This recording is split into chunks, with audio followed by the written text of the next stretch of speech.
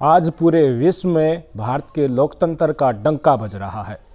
देश की बेइज्जती सरकार के फिलहाल के कर्मों से हो रही है और डिजिटल युग में इस बेइज्जती को पूरा विश्व देख रहा है। गांधी के नाम से जाने वाले देश के बारे में आज दुनिया के हर बड़े देश में समाचार पत्रों की हेडलाइंस चौंकाने वाली हैं। Washington post, CNN, New York times, guardian Australia, RFI सब ने अपनी अपनी भाषा में लिखा है कि मोदी सरकार से लोहा लेने वाला 3500 किलोमीटर पैदल चलकर देश को जोड़ने की कोशिश करने वाले नेता को जेल में डालने के आदेश दिए जा चुके हैं, वो भी एक चुनावी भाषण के चलते।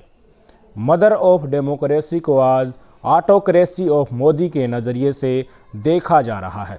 मुबारक हो, हम विश्वगुरु बन चुके हैं। वेलकम टू हिंदू राष्ट्र विद राम राज्य, हेडेड बाय नरेंद्र दामोदर दास मोदी। चोर को चोर कहने पर राहुल गांधी की लोकसभा सदस्यता खत्म कर दी गई है। अब सीधा सा सवाल ये पैदा होता है कि क्या ये मामला इतना बड़ा था या इसको इतना बड़ा बनाया गया। 2019 के लोकसभा चुनाव में कर्नाटक के कोलार में राहुल ने कहा था कि नीरव मोदी, ललित मोदी जैसे लोग जो इस देश का करोड़ों लेकर भाग गए, आखिर उनके जैसे लोगों के नाम के पीछे मोदी ही कैसे होता है। पूर्णेश मोदी ने सूरत के सेशन कोर्ट में मुकदमा दायर किया था कि राहुल ने पूरे मोदी समाज का अपमान किया है। मेरे नाम के आगे भी मोदी है, इसलिए मेरी और मेरे मोदी समाज की मानहानि के चलते राहुल को सज़ा दी जाए। पर बाद में इन्हें लगा कि ये कुछ गलत कर रहे हैं, इसलिए इन्होंने अपनी ही कंप्लेन पर स्टे ले लिया।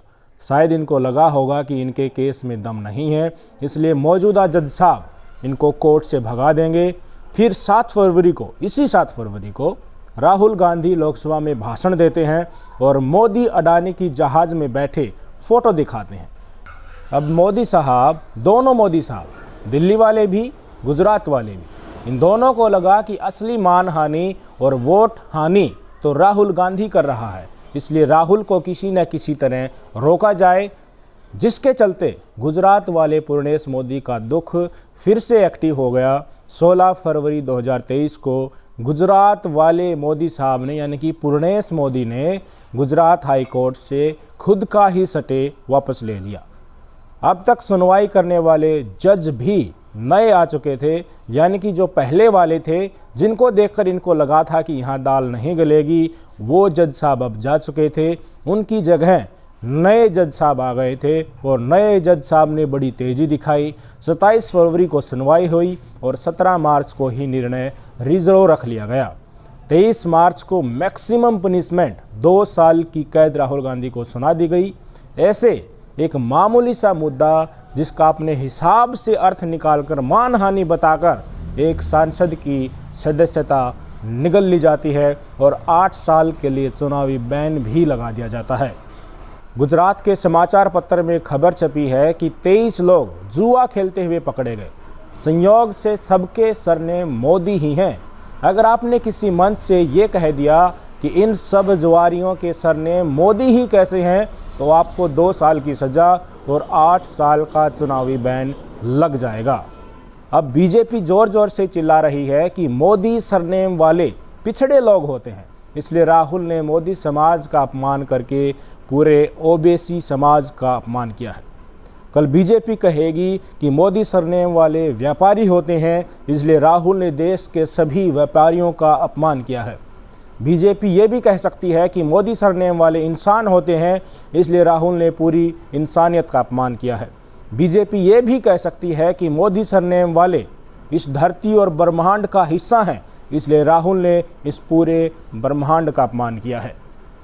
ये एक तरीका है जिससे नीरव मोदी, ललित मोदी से चला मुद्दा पूरे ब्रह्मांड के अपमान तक पहुंच जाता है। क्या बीजेपी वास्तव में ओबीसी यानी वंचितों की इतनी हितैषी है? ये जानना तथ्यों के आधार पर जरूरी है। समाजवादी पार्टी के नेता अखिलेश यादव ने बड़ा ही सटीक जवाब दिया है कि मैं पूछना चाहता हूं भाजपा के नेताओं से, जो आजकल पिछड़े और दलित वंचित शोषितों के अपमान की बातें कर रहे हैं। मैं मुख्यमंत्री था, पिछड़े वर्ग से आता हूं, इसलिए मेरे सरकारी आवास को बीजेपी के स्वर्ण मुख्यमंत्री ने गंगा जल से क्यों धुलवाया? प्रधानमंत्री जी, इस कर्तव्य के लिए पिछड़े समाज से आप माफ़ी मांगिए। अखिलेश यादव पिछड़े समाज से आते हैं। जब उन्होंने सरकारी आवास छोड़ा तो नए मुख्यमंत्री बीजेपी के योगी आदित्यनाथ ने गंगा जल छिड़कवाकर उसको शुद्ध करवाया। ये बीजेपी की वंचितों के प्रति सोच को दर्शाता है। दूसरी बात, ललित मोदी बनिया जाति से बिलोंग करते हैं, नीरव मोदी जैन समाज से बिलोंग करते हैं, रूसी मोदी पारसी समाज से बिलोंग करते हैं। मोदी सरनेम वाले सभी ओबीसी नहीं होते हैं।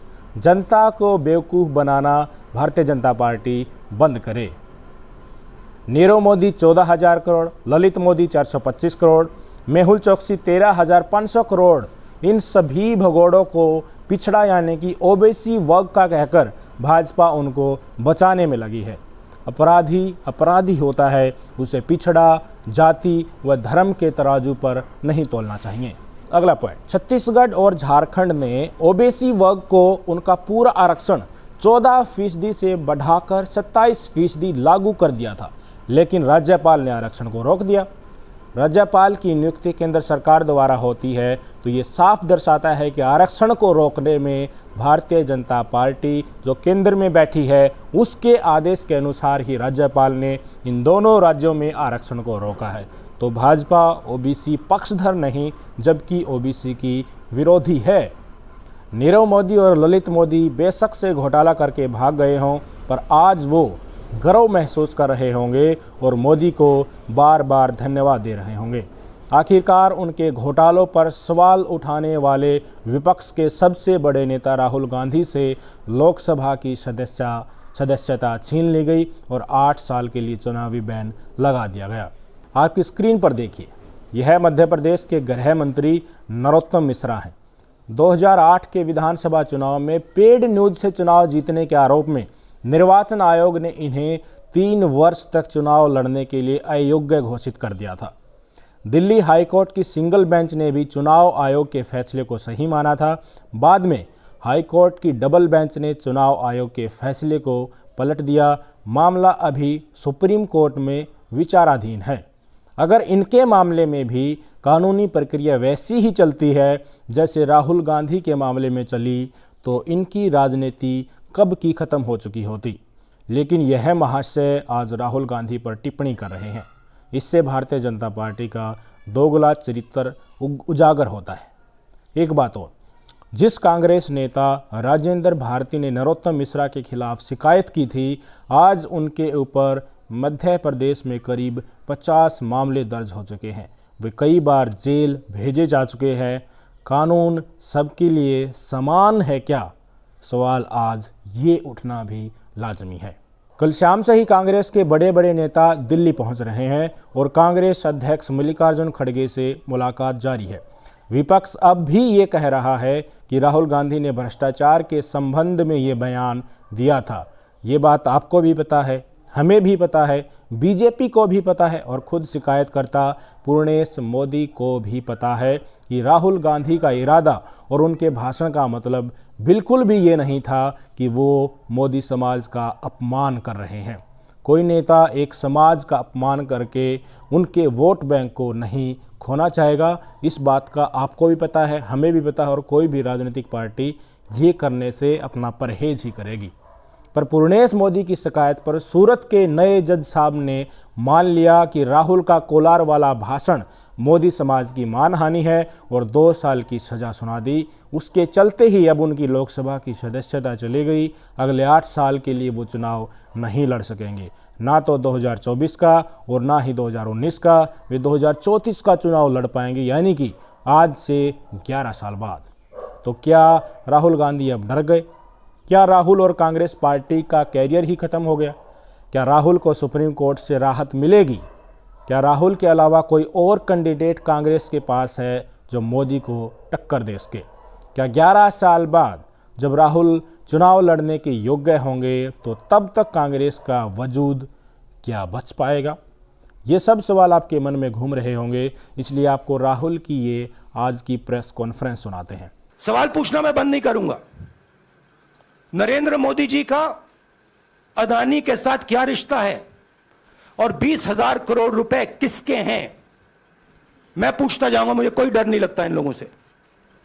और अगर ये सोचें कि मुझे डिस्क्वालीफाई करके, धमका के, जेल में डाल के मुझे बंद कर सकते, नहीं,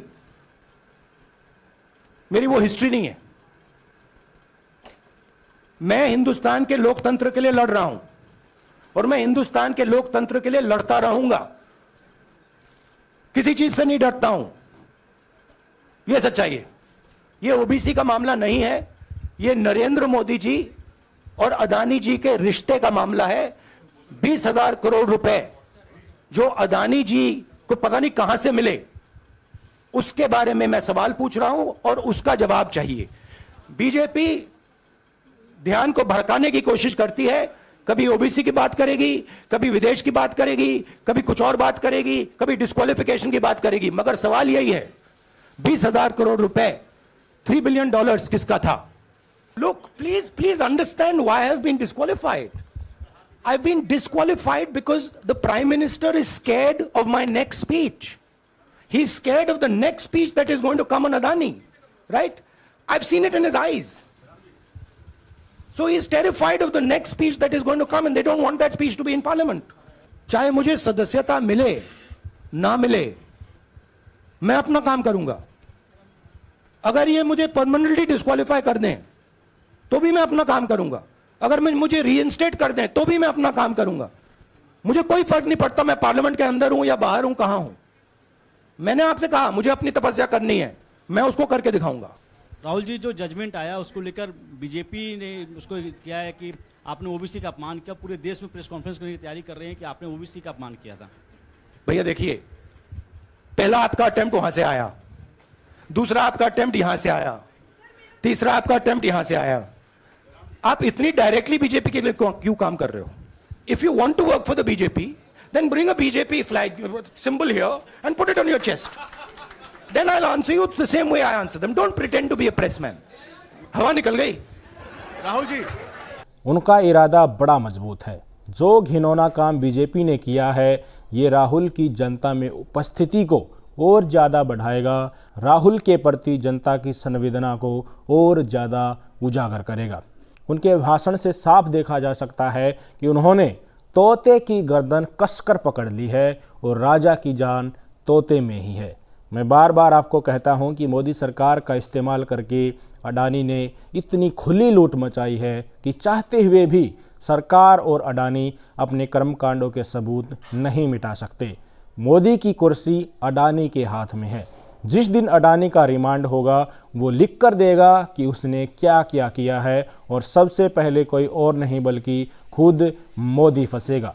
आज के समय में नगर पालिका के चुनाव भी बीजेपी मोदी साहब के चेहरे पर लड़ती है। अगर मोदी फंसा तो जिस लहर के साथ बीजेपी सत्ता में आई थी, उससे तेज लहर के साथ सत्ता से साफ भी हो जाएगी, वो भी ऊपर से लेकर नीचे तक।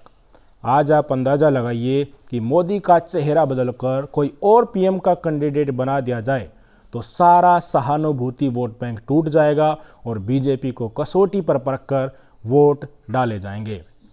चुनाव ज़मीनी मुद्दों पर होगा और बीजेपी को सिमटने से कोई नहीं रोक पाएगा। तो 2014 से जो लाखों करोड़ों लगाकर मोदी का चेहरा चमकाया जा रहा है, उस पर कोई आँच अगर आती हुई बीजेपी को दिखती है तो उससे निपटने के लिए भारतीय जनता पार्टी कुछ भी कर सकती है। आज के दिन मोदी ही बीजेपी है और बीजेपी ही मोदी है। अडानी तोता है तो मोदी राजा है, ये बात भी आपको समझ लेनी चाहिए। तोता जेल जाएगा तो राजा को भी सलाखों के पीछे जाने से कोई रोक नहीं सकता। राहुल के साथ जो कुछ हुआ है वो अडानी को बचाने के लिए ही हुआ है। मोदी सरकार किसी भी कीमत पर ये चाहती है कि देश की जनता अडानी मामले की जांच के लिए कहीं एक साथ खड़ी न हो जाए। पर राहुल गांधी असली तार को पकड़ते हुए आगे बढ़ रहे हैं। आपने उनको सुना कि कितनी दृढ़ता से वो बोल रहे हैं कि चाहे मुझे 2 साल की जेल हो या 10 साल की, मैं पार्लियामेंट के अंदर हो या बाहर, मैं अडानी मामले को उठाता रहूँगा। उन्होंने असली नब्ज पकड़ ली है और ऐसे ही नहीं वो किसी मुद्दे पर बोलते, वो पहला पूरा एनालिसिस करके उस मुद्दे पर बोलते हैं, इसलिए सब कुछ गंवाने के बाद भी वो इस मुद्दे को आज इतनी दृढ़ता से पकड़े हुए हैं। अब बात करते हैं राजनीति आगे कैसे बढ़ेगी। कल के बाद से ही राजनीति एक नया मोड़ ले रही है, जिसके परिणाम बीजेपी वालों के लिए बड़े घातक सिद्ध होने वाले हैं। जिस मुद्दे को पकड़कर बीजेपी वालों ने राहुल की लोकसभा सदस्यता छीन ली, वैसे ही मुद्दे और उनसे भी कई गंभीर भाषण बीजेपी वालों के सोशल मीडिया पर पड़े हैं। एक तरफ जहां सत्तारूढ़ दल अपने भाषण को सुनकर उनमें पैच लगाने में लगा है, वहीं दूसरी तरफ विपक्ष बीजेपी नेताओं और उनके गुर्गों के एक एक भाषण को डाउनलोड करके अपने कंप्यूटर में सजा रहा है। जो आक्रमण बीजेपी ने किया है, ऐसे किसी भी विपक्ष ने इस तरीके का इस्तेमाल स्वच्छंद राजनीति का कभी किया नहीं था, क्योंकि दरअसल जो भाषण दिए जाते हैं और चुनावी माहौल में एक दूसरे के ऊपर जुबान से आक्रमण किए जाते हैं, उसको सीरियसली अब तक किसी ने लिया नहीं था विपक्षी पार्टियों के द्वारा। पर बीजेपी ने पहली बार एक भाषण का बतंगड़ बनाकर कुछ और ही मतलब निकालकर सबसे गहरी चोट विपक्ष के सबसे बड़े नेता को मारी है। तो इसलिए विपक्ष भी अब उसी पायदान पर आगे बढ़ने वाला है।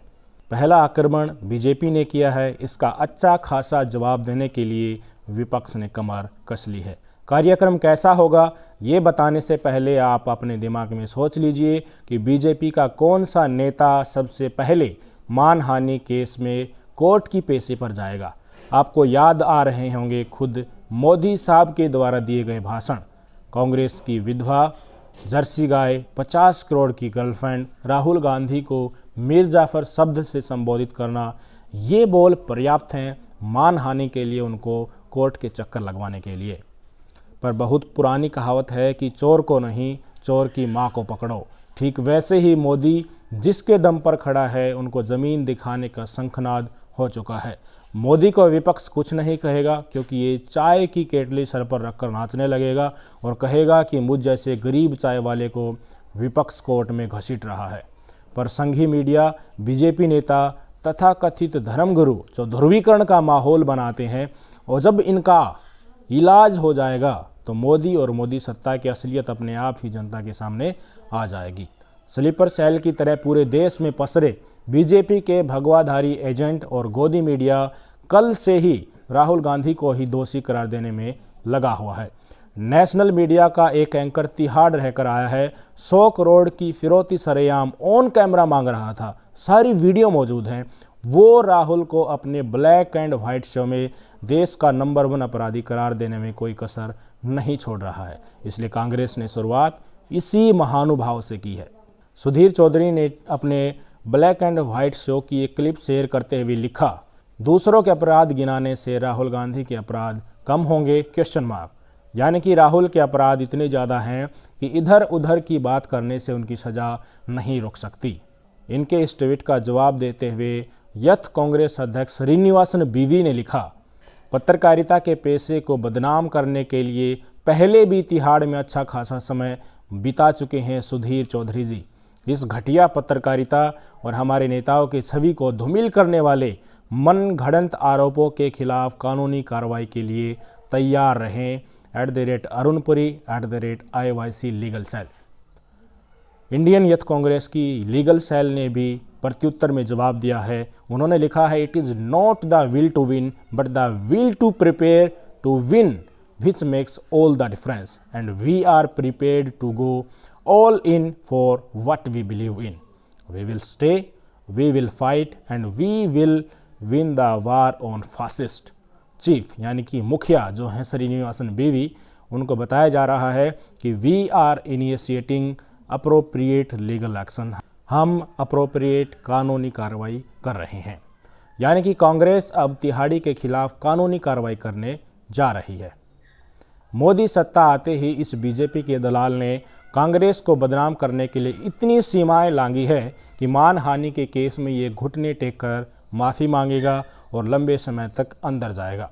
जब कांग्रेस ने ट्वीट कर कहा कि हम लीगल एक्शन लेंगे, तो तिहाड़ी ने श्रीनिवासन बीवी के ट्वीट को रीट्वीट करते हुए लिखा, मैं भारत की आवाज़ के लिए लड़ रहा हूँ, मैं हर कीमत चुकाने के लिए तैयार हूँ।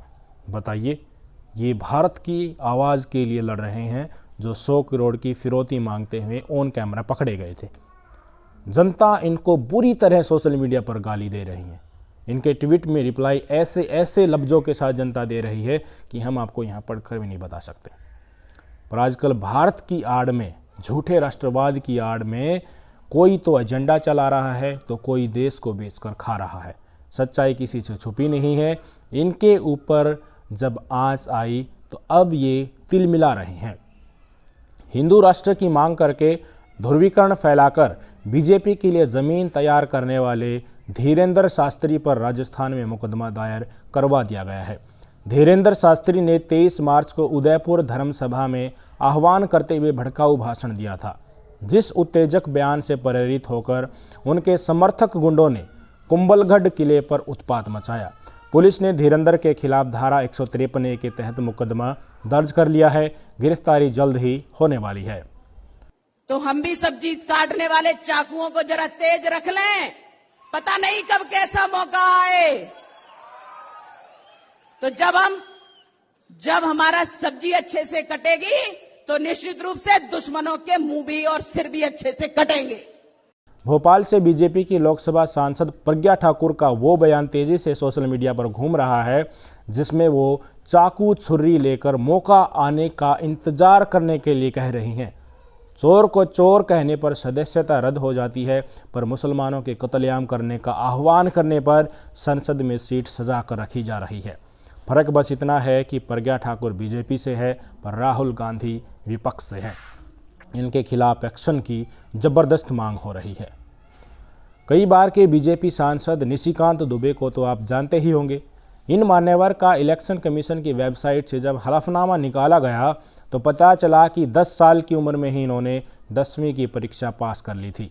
दिल्ली यूनिवर्सिटी से इन्होंने जो MBA की डिग्री दिखाई वो भी फर्जी है। इसका भंडाफोड़ खुद दिल्ली यूनिवर्सिटी ने एक RTI के जवाब में दिया है। इनकी ये सारी पोल पट्टी TMC सांसद महुआ मोइत्रा ने खोली और झारखंड से MLA दीपिका पांडे ने निशिकांत दुबे को फर्जीकांत दुबे कह दिया। इतना सुनते ही साहब आपा खो बैठे और इन दोनों महिलाओं को वैशाली की नगर वधू यानी कि वेश्या करार दिया। आवाज़ उठाने वाले बीजेपी को बर्दाश्त नहीं। अब इनके ऊपर जल्द ही गिरफ्तारी की तलवार लटकने वाली है, क्योंकि इन्होंने तो पूरी महिला बिरादरी को ही अपमानित किया है। तो अब देश की राजनीति जिस अंधकार की तरफ जा रही है उसकी जिम्मेवार सिर्फ और सिर्फ भारतीय जनता पार्टी है कि राजनीति के निम्न स्तर पर गिरने की पहली कोशिश खुद भाजपा ने की है। और लोकतंत्र में तानाशाही जिस हद तक एंट्री पा लेती है उसको वापस नहीं निकाला जा सकता। जिस तरीके से आज मोदी सरकार सरकारी संस्थाओं का इस्तेमाल करके विपक्ष को ख़त्म करने में लगी है, आने वाले समय में यही काम कोई और पार्टी जब केंद्र में आएगी तो वो करने से हिचकिचाएगी नहीं। जिस तरीके से मोहरा बनाकर ED और CBI को विपक्ष के पीछे लगाया जा रहा है, कुछ भी करने पर उनको गिरफ्तार करवा दिया जा रहा है, किसी बात का कुछ भी मतलब निकालकर उनकी सदस्यता ही रद्द करवा दी जा रही है, ये काम जब कोई और पार्टी होगी और भारतीय जनता पार्टी विपक्ष में होगी तो उस समय पर ये जब तिलमिलाएंगे तो इनकी तिलमिलाहट कोई तवज्जो नहीं रखेगी, क्योंकि लोकतंत्र का हनन जिस हद तक ये कर रहे हैं उसका ग्राउंड तैयार करके आने वाली भविष्य में पार्टी जो सत्ता में आएगी उसके लिए खुद ये ज़मीन तैयार करके दे रहे हैं। तो इनके खिलाफ भविष्य में जो एक्शन होगा उसके लिए इनको खुद तैयार रहना चाहिए। असल तो हकीकत में तो ये होना चाहिए कि राजनीति साफ और सुथरी होनी चाहिए, लोकतंत्र के मूल्यों के आधार पर होनी चाहिए, जिससे जनता के मुद्दे ज़्यादा से ज़्यादा चर्चा करके उनका समाधान किया जा सके। पर एक दूसरे पर आक्रमण करने में भारतीय जनता पार्टी इतनी विलीन हो चुकी है कि आने वाला समय भारतीय राजनीति में लोकतंत्र की परसेंटेज को कम करके बहुत ही बुरा संदेश लेकर इस देश के सामने आने वाला है। नमस्कार।